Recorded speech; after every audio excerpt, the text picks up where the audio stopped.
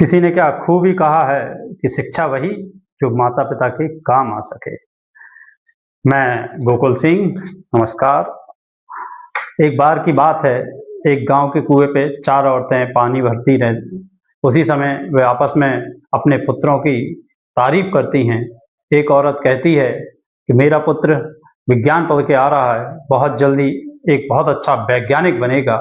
तभी दूसरी औरत कहती है कि मेरा पुत्र संस्कृत पढ़ के आ रहा है, बहुत जल्दी वह एक संस्कृत का अच्छा विद्वान बनेगा। और तभी तीसरी औरत कहती है मेरा बेटा हिंदी पढ़ के आ रहा है और वह एक समय हिंदी का बहुत अच्छा शिक्षक बनेगा। उन तीनों की आपस में बात सुनकर चौथी औरत वहीं खड़ी रहती है, वह चुप रहती है। तभी वह तीनों औरतें उससे पूछती हैं, बहन तुम्हारा बच्चा क्या करता है?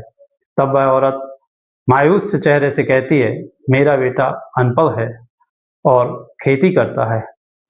तब फिर वह चारों औरतें पानी का मटका अपने सिर पर रखकर वहां से अपने घर की ओर चल देती हैं। रास्ते में चलते समय उनको पहली औरत का बच्चा जो वैज्ञानिक रहता है वह आता है और अपनी माँ को नमस्कार करके वहां से चला जाता है। तभी दूसरी औरत का बच्चा जो संस्कृत पढ़ा हुआ रहता है वह आता है, अपनी माँ को प्रणाम करता है, तीनों औरतों को नमस्कार करता है और वह भी वहां से चला जाता है।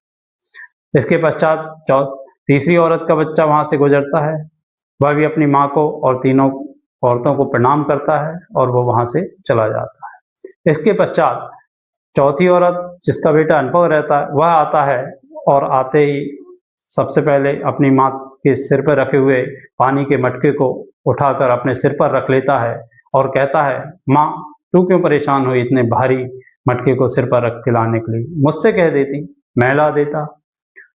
उसकी और मटका अपने सिर पर रखकर अपनी माँ को लेकर वह चला जाता है। उसकी यह आचरण को देखकर वह तीनों औरतें एक दूसरे का चेहरा देखती हैं और सोचने लगती हैं कि हमारे बेटे इतने पढ़े लिखे होकर भी हमारे दर्द को नहीं समझ सके, उसका अनपढ़ बेटा उसके दर्द और उसकी भावनाओं को समझ सका, तो उससे अच्छा तो वह अनपढ़ बेटा ही है जो अपनी माता के दर्द को तो समझ सका।